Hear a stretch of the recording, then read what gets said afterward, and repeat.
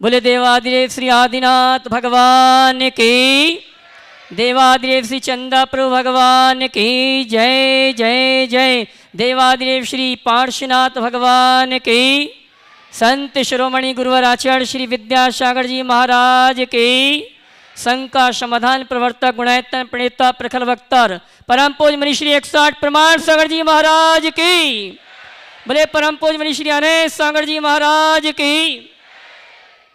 तीर्थराज संबेशेखर की तलहटी में स्थित आत्म विकास का दिव्य सदन, जैन सिद्धांतों की वैज्ञानिक प्रयोगशाला, उत्कृष्ट पंचायतन शैली का भव्य जिन मंदिर से सुशोभित, बोलता हुआ देखेंगे समोषण, आत्मा से परमात्मा तक की संपूर्ण जीवंत झांकी जहाँ दिखाई देगी, ऐसे गुणायतन से गुणायतन परिवार आपका हार्दिक अभिनंदन स्वागत करता है। और आइए चलते हैं आज के सायंकालीन विश्वविख्यात शंका समाधान के कार्यक्रम को हम और आप प्रारंभ करें। जो भी पारस चैनल और प्रमाणिक ऐप के माध्यम से अपने घर में बैठ के शंका समाधान के कार्यक्रम को देख रहे हैं, उन सभी की ओर से और यहाँ पर उपस्थित पूरे भारतवर्ष के श्रावक श्राविकाओं की ओर से परम पूज्य मुनिवर के श्री चरणों में त्रिवार नमन करेंगे और निवेदन करेंगे शंका समाधान के कार्यक्रम के लिए। दोनों हाथ उठा लें नमन करने के लिए, बोलेंगे हे मुनिवर नमोस्तु, हे गुरुवर नमोस्तु, हे मुनिवर नमोस्तु। आइए परम पूज्य गुरुवर के आशीर्वाद से हम और आप आज के शंका समाधान के कार्यक्रम को प्रारंभ करें। उसके पूर्व जिन्होंने गुणायतन का अवलोकन किया और यहाँ की व्यवस्थाओं को देखा और अवलोकन करने के बाद भाव बने उनके गुणायतन से जुड़ने के, उनके नामों की घोषणा करूंगा। और मैं चाहूँगा जब नामों की घोषणा हो तो आपकी तालियां अनुमोदना के लिए ज़रूर बजना चाहिए। निर्माण मित्र के रूप में श्री ज्ञान मंदिर क्लब कुवैत, श्रीमती मनोरमा जैन धर्मपत्नी स्वर्गीय महेंद्र चंद जी जैन कटनी, श्रीमती आशा जैन भोपाल, आपकी तालियां। निर्माण निधि से निर्माण सारथी के रूप में श्री भागचंद जी, श्रीमती मनोरमा शेट्टी जयपुर, और संस्थापक सदस्य के रूप में जुड़ने का सौभाग्य प्राप्त किया है श्री महेंद्र कुमार पुष्पा जी, सुरेंद्र मीना, जितेंद्र बबीता, अनीश कोमल, प्रियंक पुष्कर, पिंकी कुमुद जी, धन्यवाद। जोरदार ताली बजाकर इनका सम्मान करें जिन्होंने गुणायतन में संस्थापक सदस्य के रूप में जुड़ने का सौभाग्य प्राप्त किया है। आइए, और साथ ही सेवायतन में औषधि दान के लिए मेरे पास 2 नाम आए हैं जिन्होंने औषधि दान में गुप्त दान में 1,25,000 रुपये की राशि देने की घोषणा की है। बहुत बहुत धन्यवाद। इसी क्रम में गंगावाल परिवार, डॉक्टर के गंगावाल, उनकी धर्मपत्नी श्रीमती चंद्र कलाजी कल्याण गंगवाल परिवार, उन्होंने सेवायतन में औषधि दान के लिए 51,000 रुपये की राशि देने की घोषणा की है। और मैं चाहूँगा मंच पे आए परम पूज्य मुनिवर के श्री चरणों में नमन करते हुए गुरु वंदना का सौभाग्य प्राप्त करें। श्रीमान के एम गंगवाल सपत्नीक यहाँ पर उपस्थित होवे। डॉक्टर चंद्रकला जी गंगवाल आ जाइए, जोरदार ताली बजाकर इनका सम्मान करें।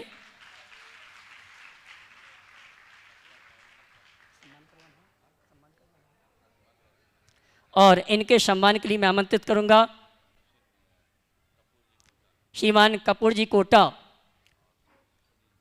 श्रीमान सुनील जी गुणायतन CFO, और साथ में आ जाइए आप, जोरदार ताली बजावें। आइए चलते हैं शंका समाधान के कार्यक्रम को हम आगे बढ़ाएं। उसके पहले मैं आमंत्रित करूंगा जी, आइए हमारे बीच में भोपाल नगर में अद्भुत ऐतिहासिक प्रभावना के साथ 84 मंडी सिद्धि चक्र महामंडल विधान हुआ था, और वहां उस दृश्य को देखकर हमारे भोपाल नगर के, नेहरू नगर के राजेश भारिल जी, जिन्होंने इस गुणायतन से शिरोमणि संरक्षक के रूप में जुड़ने का सौभाग्य प्राप्त किया था, आज हमारे बीच अपने 200 साथियों के साथ यहाँ पर उपस्थित हैं। 225 लोगों को इन्होंने अपने परिवार की ओर से सिद्ध क्षेत्र सम्मेशकर की यात्रा करवाने का सौभाग्य दिलाया है। जोरदार। और मैं आमंत्रित करूंगा राजेश जी भारिल को, सपत्नीक व्याएंगे परम पूज्य मुनिवर के श्री चरणों में नमन करते हुए गुरु वंदना का सौभाग्य प्राप्त करेंगे। और उनके सम्मान के लिए मैं आमंत्रित करूंगा हमारे गुणायतन के कोषाध्यक्ष श्रीमान एनएलजन साहब और CEO साहब श्रीमान सुभाष जी गुणायतन, ये आएंगे हमारे सम्मानी। और राजेश जी भारिल उनकी पत्नी का सम्मान करने के लिए मैं आमंत्रित करूंगा शकुन दीदी गुणैतन सागर, वे आएंगे। भैया आपकी तालियां तो बजनी चाहिए। और मैं चाहूंगा हमारे राजेश जी वारिल जिन्होंने यात्रा कराने का अवसर जिन्हें दिलवाया है, वे सभी अपने स्थान में खड़े हो जावें, सभी अपने स्थान में खड़े हो जावें। बहुत सुंदर। हमारे राजेश जी वारिल गुणैतन के शिरोमणि संरक्षक, जिनका सम्मान एनएल साहब और सुभाष जी और राजेश जी की धर्मपत्नी का सम्मान शकुन दीदी संपन्न कर रही हैं। आपकी तालियां।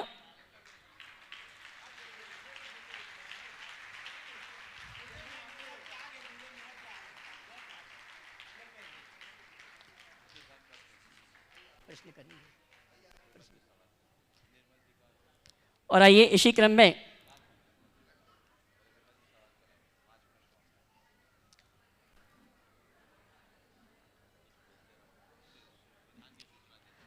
बंधु मैं कहना चाहूँगा, आगामी 1 नवंबर से 8 नवंबर तक परम पूज मुनिवर प्रमाण सागर जी अरहत सागर जी महाराज के सानिध्य में तीर्थराज संबेशकर के सिद्ध क्षेत्र में परम पूज मुनिवर के सानिध्य में सिद्ध चक्र महामंडल विधान होने जा रहा है। वो पुण्यशाली श्रावक हैं जिन्होंने मंडल लेकर अपने परिवार के साथ सिद्धों की आराधना करने का सौभाग्य प्राप्त किया। हमारे पास 3 मंडल शेष हैं जिनकी भाव बनते हैं कि अपनी ओर से अपने परिवार की ओर से पूरे परिवार के साथ मंडल लेकर सौभाग्य प्राप्त करना चाहते हैं।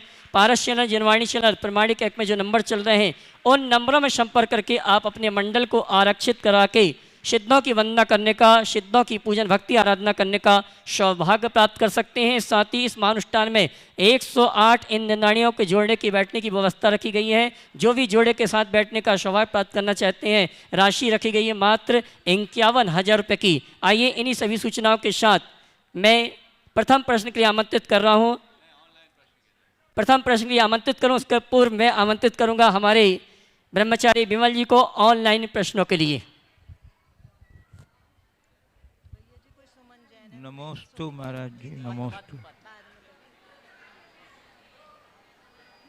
बिनौली बागपत उत्तर प्रदेश से नितिन जैन पूछ रहे हैं, गुरुदेव किसी ने सच ही कहा है कि अजीब सिलसिला है ज़िंदगी का, कोई भरोसे के लिए रोया तो कोई भरोसा करके रोया। कोई भरोसे के लिए रोया तो कोई भरोसा करके रोया। बहुत सुंदर। हाँ बोलिए। लो, हम भरोसा किस पर करें, कितना करें, कब तक करें कि हमें कभी भी रोना ना पड़े। बहुत सुंदर। कोई भरोसे के लिए रोया तो कोई भरोसा करके ले रोया। आपने पूछा भरोसा किस पर करे, कब तक करे, कितना करे। मैं तो कहता हूँ भरोसा करना है तो खुद पर भरोसा करो, अपने आप पर भरोसा करो, किसी और पर नहीं। जो खुद के भरोसे रहता है वो कभी भरोसे के लिए नहीं रोता, न उसे भरोसे के लिए रोता न वो भरोसे के लिए रोता है और न भरोसा करके रोना पड़ता है। लेकिन जिन्हें खुद पर ही भरोसा नहीं वो इधर उधर भरोसा करता है, और इधर उधर भरोसा करेगा वो धोखा खाएगा।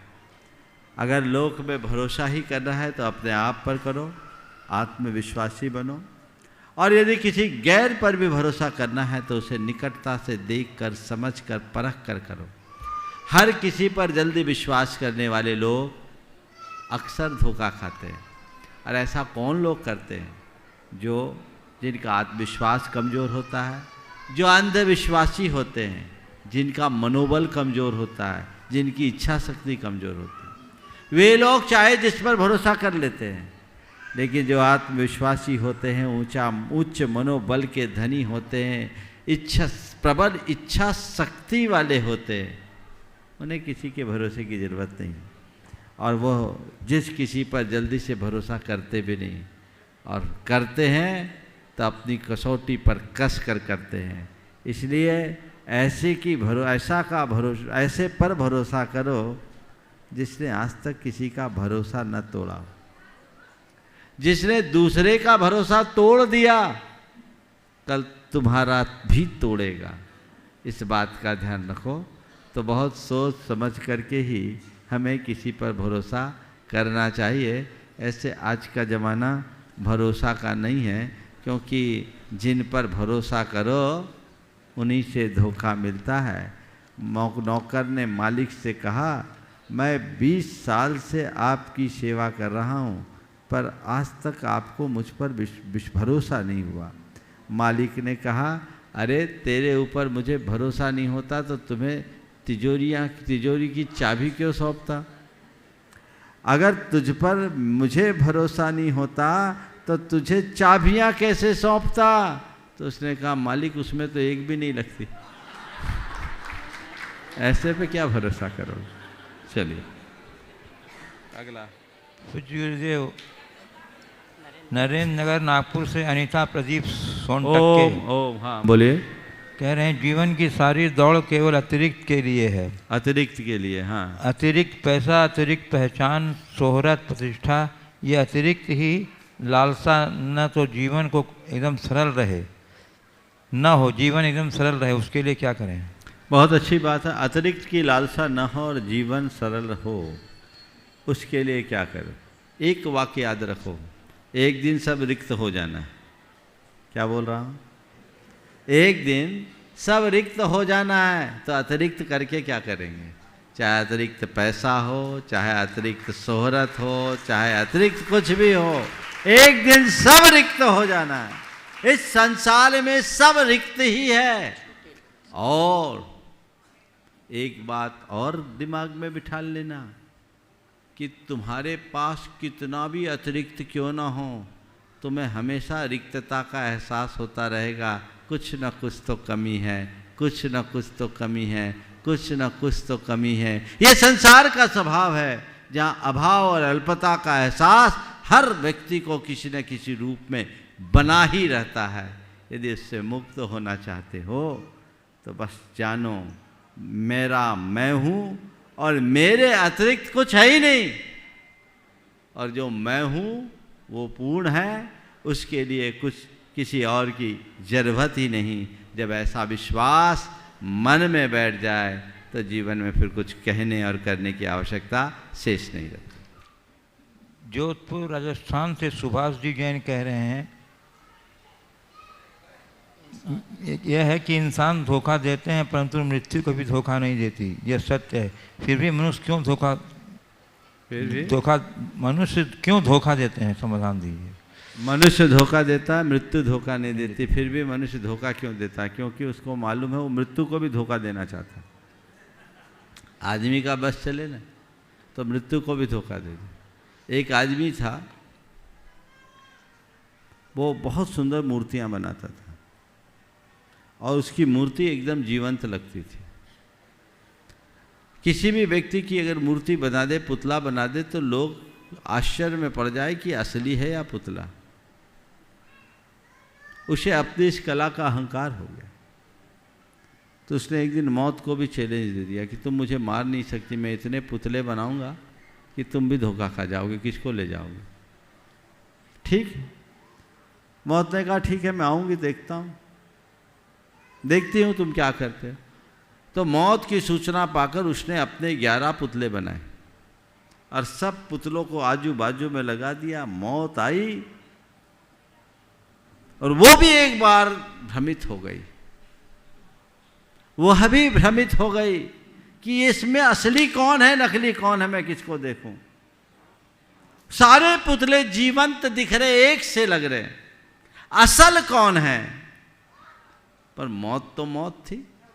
मौत ठिठक कर एक जगह खड़ी हुई और उसने कहा, और सब तो ठीक है, लेकिन, और सब कुछ तो ठीक है लेकिन, इतना बोला कि उस कलाकार का अहम जाग गया। बोला, क्या कमी रह गई? क्या कमी रह गई? मौत ने कहा, यही कमी रह गई, चल मेरे साथ। समझ गए? तो तुम मौत को भी धोखा देने की कोशिश करोगे, पर मौत को आज तक कोई धोखा दे नहीं पाया। सीधे ऑफलाइन। आइए ऑनलाइन प्रश्नों के पश्चात ऑफलाइन जो यहाँ पर श्रावक बैठे हैं उनके माध्यम से शंका समाधान के कार्यक्रम को गति प्रदान करेंगे। और आइए पहले प्रश्न के लिए आपकी तालियों का सम्मान चाहूँगा। आरोग्य भारती से हमारे सम्मानी सुशील जी वैद्य, उनकी बिटिया डॉक्टर कला काशलीवाल जी जयपुर अपने सभी साथियों के साथ उपस्थित हैं। आज के शंका समाधान के कार्यक्रम का शुभारंभ पहले प्रश्न से करेंगे और इसके बाद तैयार रहेंगी अनिया जैन इंदौर। 3 बार नमोस्तु नमोस्तु नमोस्तु। गुरुदेव, मेरा एक प्रश्न है। आज पता नहीं क्यों अनायास से कोई बात सुबह हुई बाहर बैठे बैठे, तो मेरे मन ने कहा कि इतने दिन हमने यहाँ तप किया, पूजा की, अर्चना की, इतने मंत्रोच्चार हुए, विधान हुए, तो जब यहाँ से हम मूर्ति को मूल जो बना रहे हैं वहाँ प्रतिष्ठापित करेंगे तो इस जगह का क्या होगा? ये मेरे मन का विचार है, मुझे नहीं मालूम आपने उसके लिए क्या सोचा है और क्या उसमें होगा। तो मुझे उन्होंने कहा कि यहाँ से कोई पैसेज निकलेगा पीछे संत निवास का। तो मैंने कहा जहाँ हमने इतना सब कुछ किया, हम मूर्ति की स्थापना दूसरी जगह कर देंगे, और जो इतने दिन भाव हमारे यहाँ जुड़े हुए थे, तो क्या वह रास्ते के निमित्त होंगे या हमारी साधना के निमित्त होंगे? बस इतना सा मेरा प्रश्न। बहुत अच्छा सवाल आपने किया है और पहली बार किसी ने इस तरह का सवाल उपस्थित किया है। पहले तो मैं एक बार चाहूँगा जोरदार करतल ध्वनि से कला जी का अभिनंदन और जोर से कीजिए।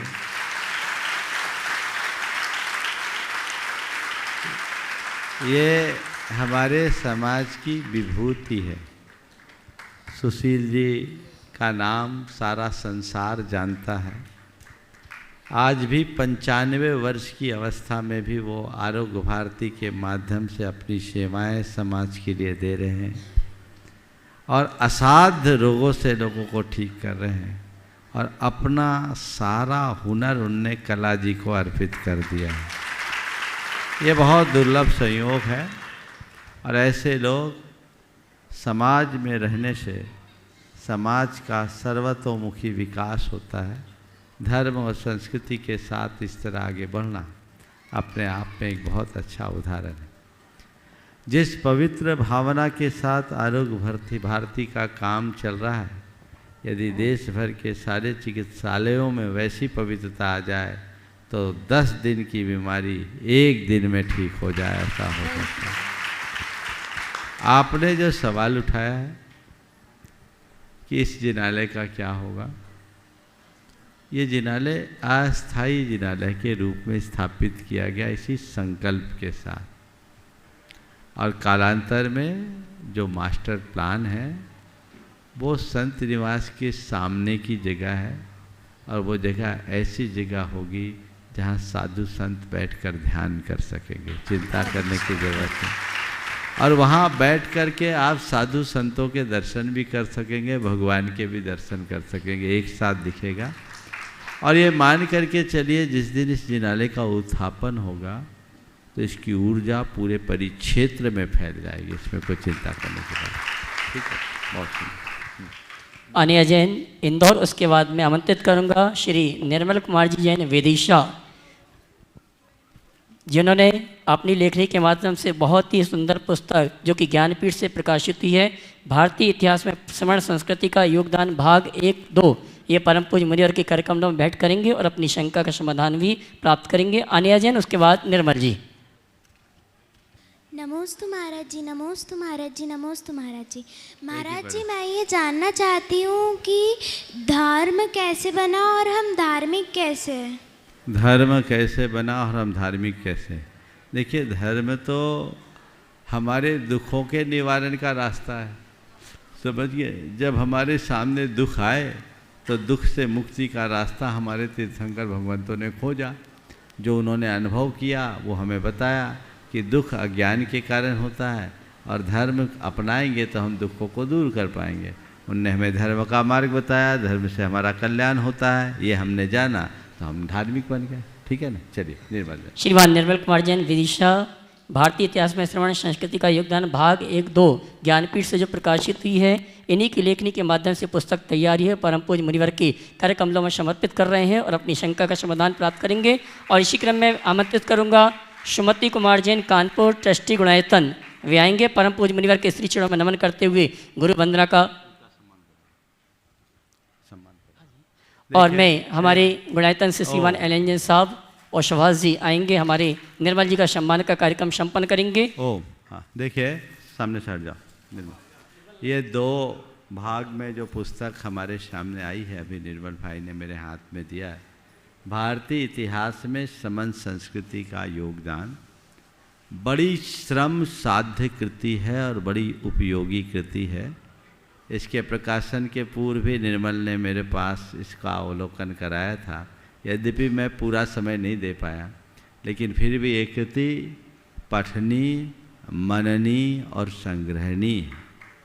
इन्होंने इस कृति के माध्यम से जैन इतिहास के अछूते पहलू को तथ्यात्मक ढंग से प्रकट किया है। ये पुस्तक भारतीय ज्ञानपीठ से प्रकाशित हुई और आज उसकी प्रति यहाँ समर्पित कर रहे हैं। इनके श्रम साध्य कार्य के लिए आप सबको जोरदार करतल ध्वनि से इनका सम्मान करना चाहिए। बहुत अच्छा कार्य इन्होंने किया और ये इनकी पहली कृति है।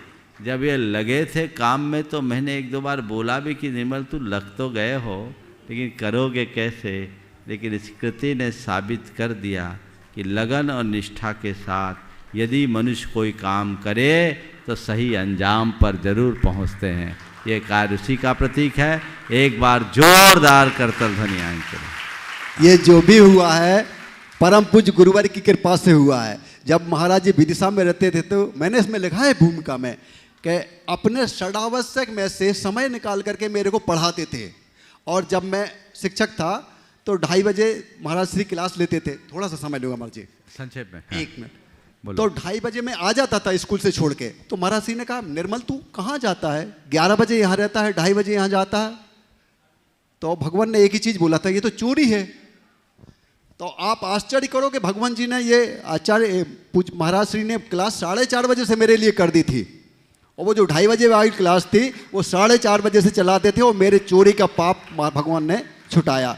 जो भी कृपा है, जो भी पुस्तक लिखी है वो परम पूज्य गुरुवर प्रमाण सागर महाराज श्री की कृपा ही है। नमोस्तु भगवान, नमोस्तु भगवान, नमोस्तु। निर्मल कुमार जी के सम्मान के लिए गुणायतन परिवार से एनएल जैन साहब, और आमंत्रित करूंगा सुमति कुमार जैन कानपुर ट्रस्टी गुणायतन, उनके सम्मान के लिए मैं आमंत्रित करूंगा श्रीमान सुनील जी जैन सीओपो और राजेश जी भारेल श्रोमणी संरक्षक गुणायतन।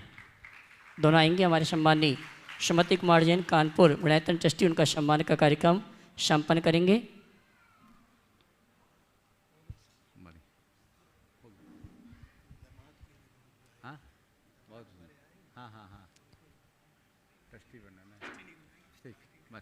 सुमति कुमार जैन कानपुर गुणायतन ट्रस्टी, उनके सम्मान के लिए मैंने आमंत्रित किया है श्रीमान सुनील जी और राजेश जी भारेल श्रोमणी संरक्षक गुणायतन।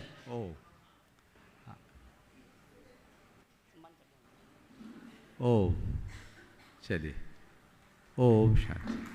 बोले संत शिरोमणि आचार्य भगवंत विद्यासागर महामुनिराज की जय। परम पूज्य 108 प्रमाण सागर जी महाराज की जय।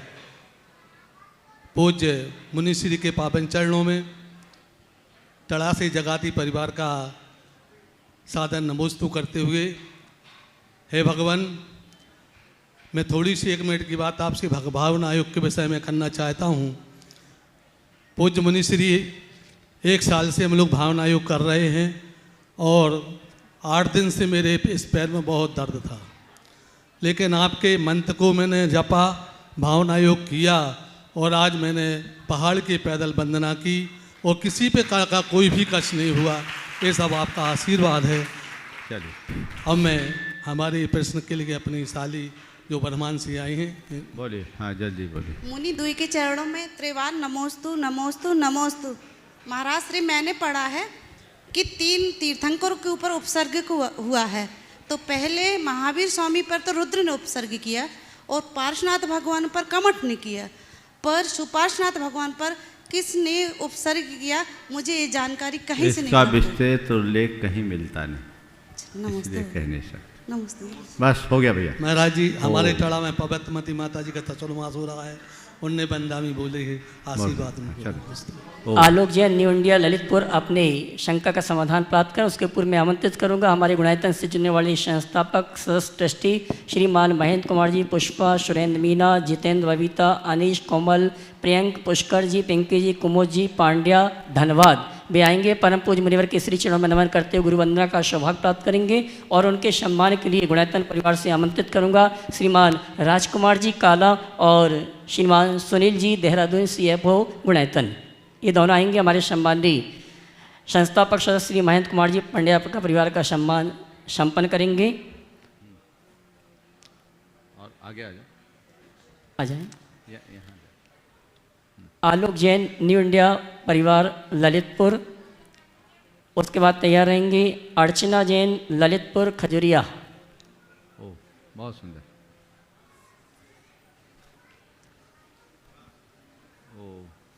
आप ताली बजा के हमारे गुणायतन से जुड़ने वाले परिवार का सम्मान करें, जिन्होंने गुणायतन में गुणायतन ट्रस्टी के रूप में संस्थापक सदस्य के रूप में जुड़ने का सौभाग्य प्राप्त किया है। आ जाओ, यहाँ आ जाओ, आ जाइए यहाँ पर। बहुत बढ़िया। सवाल तो नहीं करना, चलिए। ओ, चलिए। आइए, आलोक जैन, न्यू इंडिया, ललितपुर। नहीं है, नहीं है। अगला है। जिनेश जैन, नारियल वाले, सागर। और उसके बाद तैयार रहेंगे नीतू पाटौदी, शाड़म। अच्छा, प्रश्न पूछना। हाँ पूछिए, हाँ पूछिए। मैं निवेदन करना चाहूँगा जिनके नाम की घोषणा की जाए पहले से आके यहाँ पर खड़े हो जाएं, जिससे व्यवस्थित हम बिना किसी बाधा के शंका समाधान के कार्य को संपन्न कर सकें। महाराज जी के चरणों में बारंबार नमोस्तु नमोस्तु नमोस्तु। महाराज श्री, पहले के माँ बाप अपने बच्चों की शादी जहाँ इच्छा होती थी अपने मन से कर लेते थे। वो बच्चे राजी खुशी अपना उस शादी को मान भी लेते थे। पर आजकल के माँ बाप अपने बच्चों से इतना डरते क्यों कि वो बच्चे इतना मतलब माँ बाप की बात नहीं मानते हैं और फिर वो संबंध अपनी पसंद से करते हैं और फिर वो संबंध टिकता भी नहीं है, ऐसा क्यों? देखो, इसकी एक ही वजह मैं समझता हूँ। पहले माँ बाप के अनेक संतान होते थे तो प्यार बढ़ जाता था। अब एक ही दो होते तो प्यार एक जगह केंद्रीकृत हो जाता है। तो पहले लोग माँ बाप के ऊपर बच्चे निर्भर रहते थे, अब बच्चों के ऊपर माँ बाप निर्भर रहने लगे। स्थितियाँ इसलिए विषम हो गई। और एक बात सही है कि माँ बाप के अनुभव और बच्चों के अनुभव में बहुत अंतर है।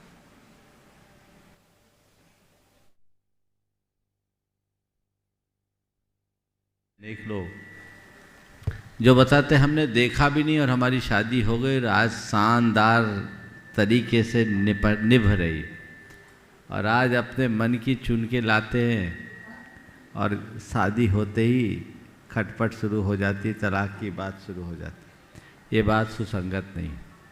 इसलिए हमें पुराने अनुभवों को ध्यान में रख कर के चलना चाहिए। वर्तमान की जो शिक्षा पद्धति है ये भी इसमें एक बड़ा निमित्त बन गया है, हमें इस पर भी ध्यान देना चाहिए। जिनेश जैन, नारियल वाले, सागर। उसके बाद नीतू पाटौदी, शरणम।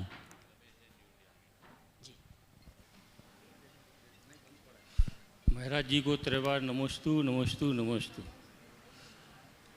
महाराज जी, मैं फटाका का व्यवसाय करता था, उस समय खूब दान देता था। फिर से बोलो। मैं फटाका का व्यवसाय करता था, उस समय खूब दान करता था। पटाखा काम छोड़ दिया तो उतना दान वान नहीं दे पाते तो अच्छा नहीं लगता।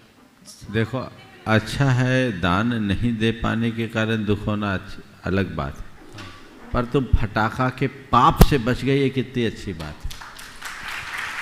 ध्यान रखना, पाप की कमाई करके दान देने से अच्छा पुण्य की कमाई से रूखी रोटी खाना है। समझ गए? इसलिए दान देने के लिए पाप मत करो, कमाया है तो दान जरूर करो। महाराज जी, जैसे अपन के भाव होते हैं कि अपन ने टीवी देखी या फिर कोई बुरे जो देख लेते हैं कि अपन ने किसी को मारा तो बोलते भाव होते तो अपन को उसका पाप लग जाता है। ऐसे पुण्य का भी अपन को पुण्य मिलता है, भाव जैसे से पुण्य भाव हुआ कि दान करना है पर कर नहीं पा हाँ, रहे। भावना भाव अनुमोदना करो, पुण्य लगेगा। चलिए, नमस्ते महाराज जी, नमस्ते। नीतू पाटौदी, साड़म। उसके बाद तैयार रहेंगे आलोक जैन, न्यू इंडिया, ललितपुर।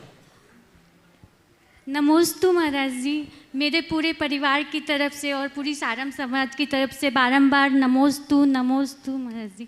महाराज जी, आज हमारी नई पीढ़ी के बच्चों को पढ़ाई के लिए बाहर भेजना पड़ता है। वहाँ पर उन्हें बहुत सारे बच्चे मिलते हैं, बहुत तरह के, तो हमें ये डर लगता है कि महाराज जी वो हमारे संस्कार मतलब उनके लिए भारी नहीं पड़ जाए।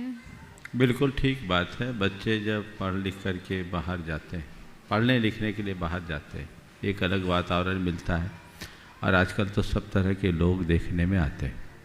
ऐसी स्थिति में संगति का असर तो पड़ता है, पर माँ बाप को चाहिए कि बच्चों को घर से बाहर भेजने के पहले संकल्पित कराए, प्रतिज्ञाबद्ध कराए और बच्चों से अपना संवाद कायम रखे।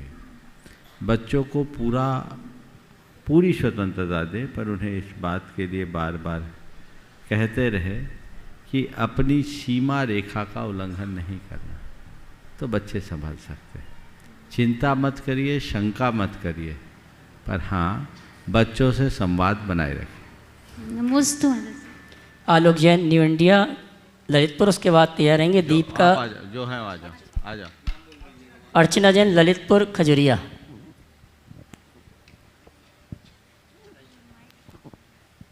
इसके बाद तैयार रहेंगे दीपिका राजन जैन, बांसवाड़ा बड़ौदिया। गुरुदेव के चरणों में बारंबार नमोस्तु। गुरुदेव, हमारा अस्तित्व प्राकृतिक है और जो हमारे रिश्ते देह के बनाए हुए हैं वो मैंने बनाए हैं। मतलब मेरा अस्तित्व जो है आत्मा का वो प्राकृतिक है, लेकिन जो देह ने रिश्ते बनाए हैं वो हमारे खुद के बनाए हुए हैं। तो गुरुदेव, हम ऐसा क्या करें कि हम अपनी आत्मा के साथ भी यथायोग्य व्यवहार कर सकें, मतलब उससे भी कोई अन्याय ना करें, और हम अपने रिश्तों से भी यथायोग्य बर्ताव, मतलब सामंजस्य दोनों में कैसे बने? बड़ा सरल सा तरीका, कुछ नहीं करना। क्या करना? सब काम करते समय एक भाव रखो कि मैं कौन हूँ। मैं आत्मा हूँ और मेरा साध्य आत्मा है। बाहर का जो भी कार्य है वो मेरा कर्तव्य है, जो मुझे करना है मैं उसमें निमित्त मात्र हूँ। काम करो पर रचो पचो मत। तो अध्यात्म और व्यवहार में अपने आप सामंजस्य बैठेगा। नमोस्तु। दीपिका राजन जैन, बड़ौदिया वाशवाड़ा। उसके बाद तैयार रहेंगी श्रीमती मंजू जैन, भोपाल। महाराज जी के चरणों में त्रैबार नमोस्तु नमोस्तु नमोस्तु। जीव कौन से गुण स्थान में द्वितीय उपशम सम्यक दर्शन प्राप्त कर सकता है? द्वितीय उपशम सम्यक की प्राप्ति छठे सातवें गुण स्थान में होती है। नमोस्तु गुरुदेव। श्रीमती मंजू जैन, भोपाल। उसके बाद तैयार रहेंगे महिमा जी, जयपुर। है क्या? शीघ्रता से ओम।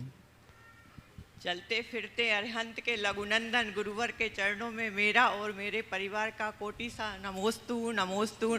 भोपाल से आए हुए 220 लोगों की तरफ से महाराज श्री को नमोस्तु नमोस्तु नमोस्तु।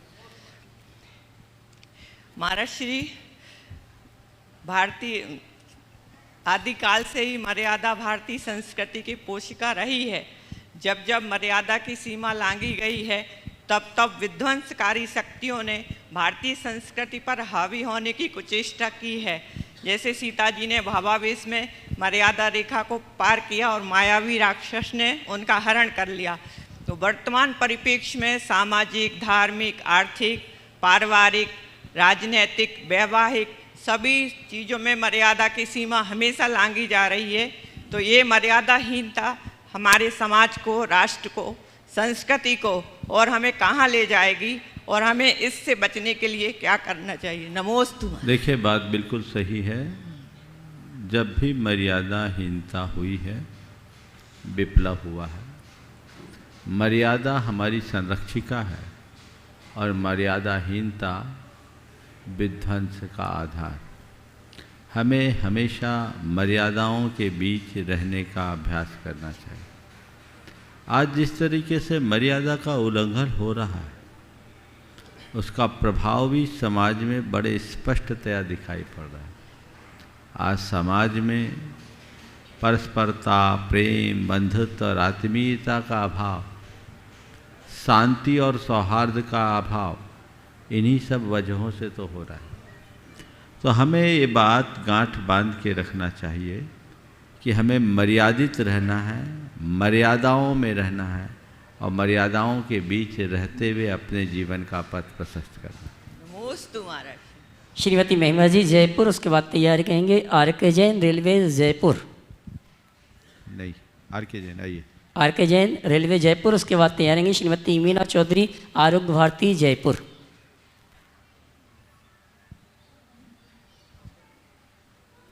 जल्दी आइए। आइए, देरी है, चलिए। रितुल जैन, रितुल अजमेरा इंदौर। आइए। उसके बाद तैयार रहेंगे सुनील जी जयपुर। नमोस्तु भगवान। महाराज जी, इंदौर से रितुल अजमेरा एवं आरोग्य भारती परिवार की तरफ से सभी की तरफ से आपको नमोस्तु नमोस्तु नमोस्तु। महाराज जी, एक जनरल क्वेश्चन है। सभी डॉक्टर्स अपनी मंगल भावना से सबका इलाज करते हैं, फिर भी कुछ रोगी ठीक नहीं हो पाते, उसका क्या कारण है? उसका दोष किसे लगता है? देखिए, डॉक्टर इलाज करते हैं, बिल्कुल सही बात है, और डॉक्टर का मरीज के आरोग्य में बहुत बड़ी भूमिका भी होती है। लेकिन एक बात सदैव ध्यान रखना चाहिए कि डॉक्टर केवल निमित्त है, डॉक्टर भी करता नहीं। उत्तम से उत्तम चिकित्सा करने के बाद भी यदि रोगी का पुण्य क्षीण हो या आयु अल्प हो तो डॉक्टर क्या कर सकता है? अंततः डॉक्टर कहता है, भैया आप तो भगवान को याद करो, भगवान की दुआ मांगो। मैं जो कर सकता था मैंने कर दिया, अब चीज़ें मेरे हाथ से बाहर। अगर डॉक्टर के ही हाथ में सब कुछ होता तो इस दुनिया में कोई बीमार ही नहीं पड़ता या मरता ही नहीं।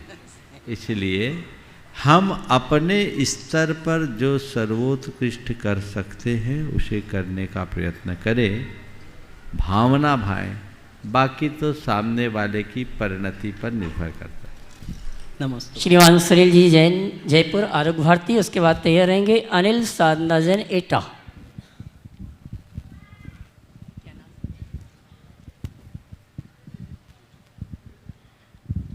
नमोस्तु गुरुदेव, नमोस्तु नमोस्तु नमोस्तु। बोलिए। गुरुदेव, मेरा प्रश्न है कि 84 लाख योनियों से हम भटकते हुए मनुष्य जन्म को प्राप्त करते हैं, और इस जन्म में हम ऐसा क्या करें कि हमारे पूर्व जन्मों का जो कर्म है उसकी निर्जरा हम विपरीत प्रभाव को कैसे कम करें? देखिए, हमने दुर्लभ मनुष्य पर्याय को पाया, ये हमारे लिए एक अवसर है। हम संसार में भटके हैं तो अपने अज्ञान के कारण, और इस भटकन का निवारण कर सकते हैं तो अपने ज्ञान के बल पर। यदि हम ज्ञान मूलक जीवन जीना शुरू करें तो इस संसार के भटकन से अपने आप को बचा सकते हैं।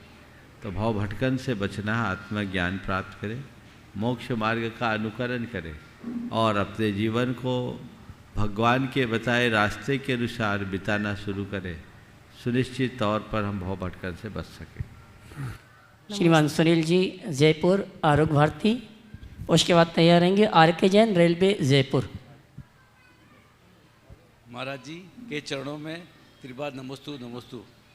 अलवर में मेरे बड़े भाई साहब हैं जितेंद्र कुमार जी पाटनी, उनका सवाल है, मैं उनकी तरफ से पूछ रहा हूँ कि आजकल शहरों में एवं कस्बों में पुराने मंदिरों में पूजा अभिषेक की व्यवस्था दिन प्रतिदिन बिगड़ती जा रही है, जिसका मूल कारण समाज की व्यक्तियों का आकर्षण नए मंदिरों एवं कॉलोनी की ओर बढ़ता जा रहा है। को और पास रख के बोलिए, फिर से बोलिए। आजकल शहरों एवं कस्बों में पुराने मंदिरों में पूजा एवं अभिषेक की व्यवस्था दिन प्रतिदिन बिगड़ती जा रही है, जिसका मूल कारण समाज के व्यक्तियों का आकर्षण नए मंदिरों एवं कॉलोनियों की ओर बढ़ता जा रहा है, एवं दूसरा कारण है कि परिवार छोटे से छोटा होता जा रहा है।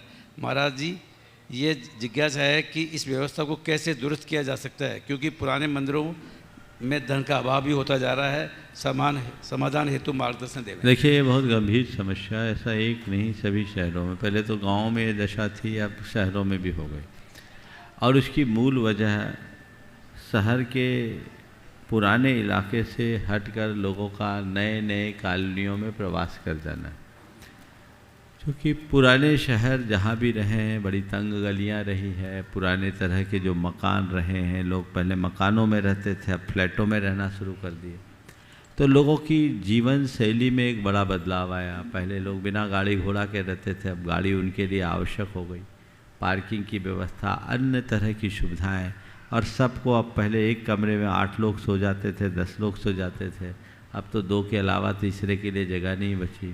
तो ये जो एक परिवर्तन आया है जीवन शैली में, उसके कारण लोग शहरों की घनी आबादी वाले क्षेत्रों से हटकर कॉलोनियों की तरफ, जो शहरों का विस्तारीकरण हुआ है, उधर चले गए।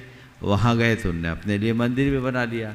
अब मंदिर बनाया तो धीरे धीरे उनका जुड़ाव उन्हीं मंदिरों के साथ हो गया। धार्मिकता नहीं घटी, मंदिरों के प्रति लगाव नहीं घटा, लेकिन जो जहाँ रहने लगा उसका उसी मंदिर से जुड़ाव हो गया। नतीजा हमारे शहरों के जो पुराने मंदिर, जो हमारे मूल पहचान थे, आप बिल्कुल ठीक कह रहे हैं। मैंने जयपुर में ही जोहरी बाज़ार में देखा, जो कभी जैनों का गढ़ हुआ करता था, वहाँ तो मंदिर सूने पड़ते, क्योंकि समाज ही नहीं, सब हट गए, माइग्रेट होते गए। और कई जगह तो और बुरी स्थिति हो रही है, लोग निकले ही नहीं, अपनी संपत्तियां भी बेचे हैं, और संपत्तियां भी ऐसे लोगों के हाथ बेचे हैं जिनके मध्य से अब लोगों को गुजरना भी मुश्किल हो गया। जहाँ हिंसा और पूर्ण कृत्य किए जाते हैं, वहाँ लोगों को निकलना मुश्किल होने लगा। लोग थोड़े महंगे दामों के लोभ में ऐसा कर रहे हैं और पाप कर रहे हैं। हमारे धर्मायतन असुरक्षित हो गए। पूरे देश की ये कहानी है, दिल्ली हो, जयपुर हो या छोटे मोटे शहर हो, हर गांव शहर की ये दशा है। दूसरा कारण ये है कि जो लोग रह भी रहे हैं, उनके कॉलोनियों में भी अब हालत ख़राब हो रही है। कॉलोनियों में भी है 5000 वर्ग फुट का घर है, पर रहने वाले केवल पति पत्नी है, उनके बच्चे तो बाहर रह रहे हैं।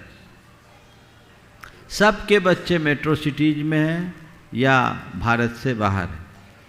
तो ये जो एक अव्यवस्थाएं हैं, वह हमारे लिए बहुत प्रकार की समस्याएं उत्पन्न करे। सब कुछ खाली खाली पड़ा दिखता है। अब इसका उपाय क्या है? आप लोगों को जाने से रोका नहीं जा सकता। अभी एक साइकिल चलता, अभी तो आप जोहरी बाज़ार जैसे इलाके में कम देख रहे हैं ना। थोड़े दिन बाद आप देखिएगा कि बापू नगर और आपके जो दूसरी कॉलोनियाँ हैं ना, वहाँ भी यही हाल होगा, क्योंकि सब घरों में वृद्ध दंपत्तियाँ मिलेगी। जवान तो अब धीरे धीरे सब मेट्रो सिटीज में जा रहे हैं। तो ये एक बहुत बुरा ट्रेंड है। इसके लिए 2 सुझाव मैं देना चाहूँगा। पहला, आप अगर दूर भी चले जाए तो मूल से अपने आप को जोड़े रखिए, और हर तीज त्योहार में कम से कम उस मंदिर में जरूर जाएं। और जितने भी घर के मांगलिक कार्य है, घर में ऐसी परिपाटी बना दे, और खुद ही नहीं अपने बच्चों से भी कहे कि बेटा हमारे घर का कोई भी मांगलिक कार्य हो तो उस जिनालय में पहले हम चढ़ावा चढ़ाएं, क्योंकि वो हमारा मूल स्थान है। आज हम जो कुछ भी बने हैं वह सब उसी की वजह से बने हैं। तो भगवान के दरबार में हमारा तो पहले वहाँ हमारी उपस्थिति होनी चाहिए, समझ गए? हमारी ढोक लगनी चाहिए, ये एक परंपरा। उसके लिए दान भी दें, जहाँ रह रहे वहाँ दे, वहाँ भी दे। होता यह है कि जो लोग शिफ्ट होते हैं उनका तो जुड़ाव होता है, उनके बच्चों का जुड़ाव कम हो जाता है, और बच्चों के बच्चों का तो और कम हो जाता है। और आजकल तो वो लोग भी बाहर जाने लगे हैं, तो एक बड़ी समस्या है। तो इसका समाधान तो मुझे ये दिखता है। दूसरा, समेकित विकास, ये शासन के स्तर पर होगा। समेकित विकास मतलब इस तरह से विकास हो कि सारे मल्टीनेशनल कंपनीज की कॉरपोरेट ऑफिस बड़े बड़े शहरों में ना होकर छोटे और मझोले किस्म के शहरों में भी बने, ताकि हमारा ये माइग्रेशन रुके, लोग रह सके। सरकार को इस पर सोचना चाहिए। जो भी लोग इस कार्यक्रम को देख सुन रहे हैं वो इस सूचनाएं संबंधित विभागों को दे और बताए कि इसके दूरगामी परिणाम भयानक निकलने वाले। बड़े बड़े शहरों में कीड़े मकोड़ों की तरह लोगों को रहना पड़ रहा है, वहाँ कोई इंफ्रास्ट्रक्चर नहीं है, सांस लेने में भी घुटन का अनुभव हो रहा है, और ये सब चीज़ें चल रही है और लोग जा रहे हैं। समेकित विकास इस समस्या का एक समाधान हो सकता है। और तीसरा समाधान, अपने बच्चों को पढ़ाइए लिखाइए, पर उन्हें व्यापार के लिए तैयार कीजिए, नौकरी की मानसिकता से बचा लीजिए। अगर बच्चे व्यापार करने में लगेंगे तो आपके बच्चे आपके साथ रह सकेंगे, और बच्चे आपके साथ रहेंगे तो संस्कार और परंपराएं भी अपने आप पल्लवित होंगी, पुष्ट होगी, अन्यथा स्थिति गंभीर है। ये बहुत ही गंभीर मुद्दा है। सरकार के स्तर पर काम करे और समाज में ऐसी जागरूकता हो कि सामाजिक स्तर पर काम करे तो चीज़ें अच्छी होगी।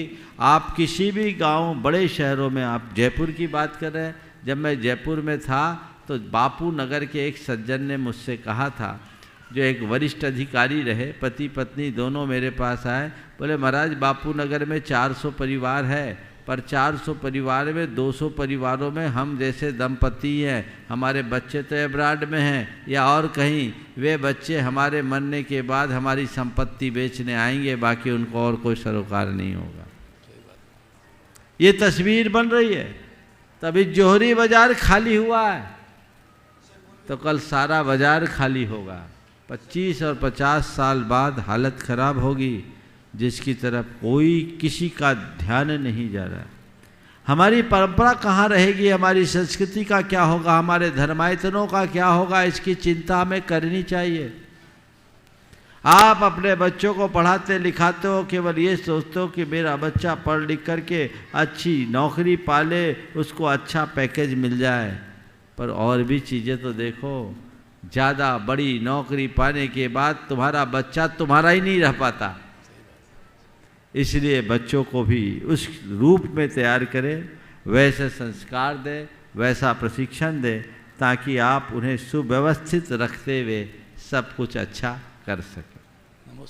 आर के जैन, रेलवे जयपुर, आरोग्य भारती परिवार। उसके बाद तैयार रहेंगे अनिल शादना जैन एटा। आर के जैन पूछ हो गया, चलिए अनिल शादना जैन एटा। उसके बाद तैयार रहेंगी अनिया जैन इंदौर।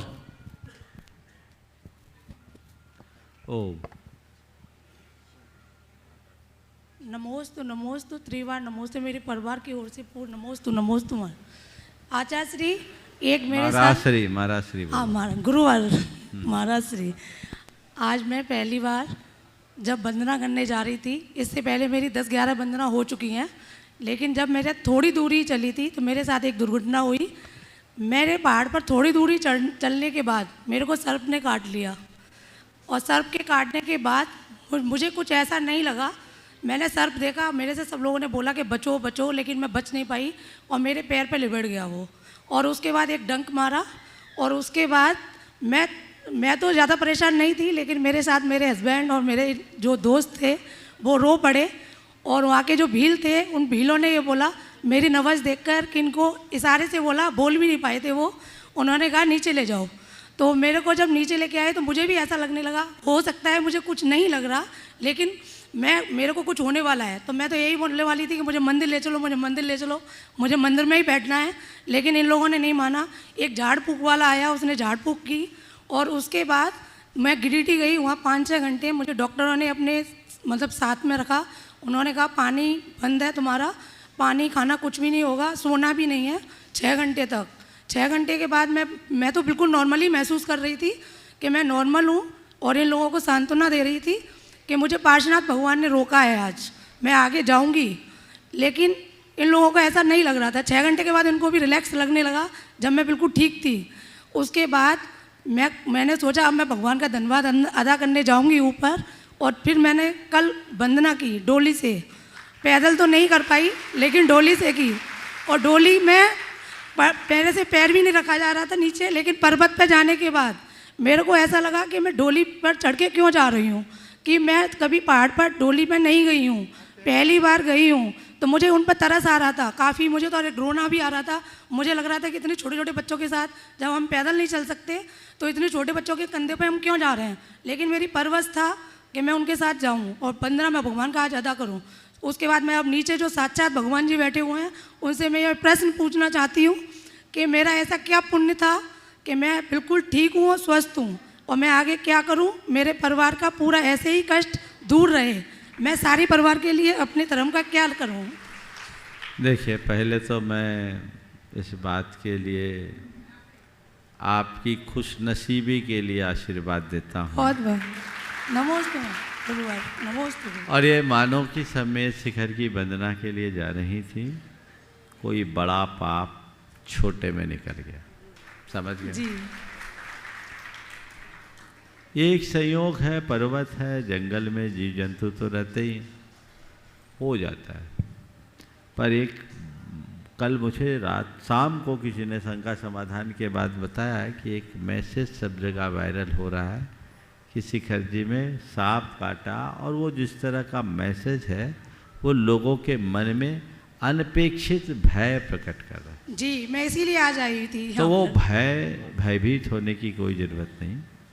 मुझे जहाँ तक ध्यान है, मैं इतने दिनों से इस क्षेत्र के आसपास हूँ, मेरे स्मृति के अनुसार ये पहली घटना प्रकाश में आई है जिसमें पर्वत पर किसी को सांप ने काटा है। सांप देखने में तो अनेक बार आए, मुझे भी आए, लेकिन सांप के द्वारा किसी को काटा गया ये मेरे संज्ञान में आज तक नहीं आया। हो सकता हुआ हो, पर मेरे संज्ञान में नहीं। इसलिए भयभीत होने की ज़रूरत नहीं है। ये पवित्र तीर्थ स्थल है और जब तक इसकी पवित्रता बची रहेगी किसी पर कोई उपसर्ग नहीं होगा। आज तक किसी पर कोई उपसर्ग नहीं हुआ, और आपके साथ भी ये जो घटना घटी है एक छोटा सा अंतराय मान लो, लेकिन इतना बड़ा अंतराय नहीं कि आप फिर दोबारा आ ही ना पाओ। अंतराय आया लेकिन इतने हल्के में निपट गया कि आप वंदना भी कराए। जी, मेरे हस्बैंड ने बोला है कि मैं दोबारा से जब से पैर तुम्हारा ठीक हो जाएगा मैं दोबारा आने। तो मैं आपके माध्यम से सब लोगों से कहूँगा कि आप थोड़ा सा अपने मन का भय निकाले, लोगों को संदेश दें, इन बहन जी की तस्वीर सब जगह भेज दें कि ये सलामत है, इनके मुस्कुराते चेहरे को सब देख ले और अपने दिमाग का सांप हटा दे। जी, मैं यही कहना चाहती हूँ। ये लोगों के मध्य संदेश जाना चाहिए। और जब भी वंदना करे सावधानी रखे, समझ गए। अब सांप बिच्छू तो आएंगे, जंगल में तो उनका घर है, आप उनके घर में जा रहे हैं तो उनको तो आना ही है। आपको अपनी ओर से बचाव करके चलना है, सावधानी रखना है। ऐसे सांप किसी को नहीं काटते। हो सकता है सांप के शरीर के किसी अंश पर धोखे से आपका पांव पड़ा होगा और उसने अपने बचाव के लिए आपको डसा हो। यही था ना। तो भाई थोड़ा देख के जाओ, आंखें हैं, टॉर्च है, उसका इस्तेमाल करो। इधर उधर की बातें करते हुए मत जाओ तो बच के रह सकोगे। आपने बहुत समझदारी का काम किया कि वहाँ से नीचे आने के बाद आपने मेडिकल एड लिया। मैं सभी से ये कहूँगा, झाड़ फूँक करने वाले झाड़ फूँक करते हैं, उनका असर पड़ता है या नहीं पड़ता मैं इस विषय में कुछ नहीं कहूँगा, लेकिन ये ज़रूर कहूँगा कि आप सब लोग पढ़े लिखे लोग हैं, मेडिकल फैसिलिटीज़ बहुत अच्छी है, उसका हमें लाभ लेना चाहिए, क्योंकि वही लाइफ को सेविंग देगी। लाइफ सेविंग साधन उसी के पास है, इसलिए उसका लाभ लेना चाहिए। इन बातों में रंच मात्र भी नहीं उलझना चाहिए। पुनः आपको आशीर्वाद है कि दोबारा दुगने उत्साह के साथ वंदना कर सको और अच्छी वंदना कर सको। गुरुवर, मैं एक बात और कहना चाहती हूँ आपके माध्यम से कि वहाँ लाइटों की अगर थोड़ी सी व्यवस्था हो जाए। लाइट तो भूल के मत लगाना। जी लाइट लगाने से कीड़े आएंगे जी और कीड़े आने के बाद सांप बिच्छू का प्रकोप और बढ़ जाएगा। प्रकृति को प्रकृति के तहत ही रखना सर्वोपयुक्त है। ये भयानक जंगल है, जंगल को जब तक जंगल रखोगे मंगल रहेगा, और जिस दिन जंगल शहर बन जाएगा तो दंगल होगा। नमोस्तु गुरुवर, नमोस्तु। जंगल को शहर मत बनने दीजिए। मैं ऐसे विकास से सहमत नहीं हूँ, इसलिए इन बातों का ध्यान रखना। कल के संदर्भ में जो बात आई थी कि पर्वत पर जो इस तरह की घटनाएं घटती है, आज पुनः मैं कहता हूँ, जो कार्डिक पेशेंट है, डॉक्टर गंगवाल ने जिनकी बात की थी, जो डायबिटिक है, जिनका शरीर पूरी तरह स्वस्थ नहीं है, वे वंदना करते समय अपेक्षित सावधानी रखें और शरीर डॉक्टर के परमिट करने के बाद ही पैदल वंदना करें, ताकि वो निर्बाध अपनी यात्रा कर सके। समय आप सबका हो गया। आज के इस सत्र को परम पूज्य गुरुदेव के चरणों में नमन अर्पित करते हुए मैं यहीं पर विराम दे रहा हूँ। बोलिए परम पूज्य आचार्य गुरुवर श्री विद्यासागर जी महाराज की ओम।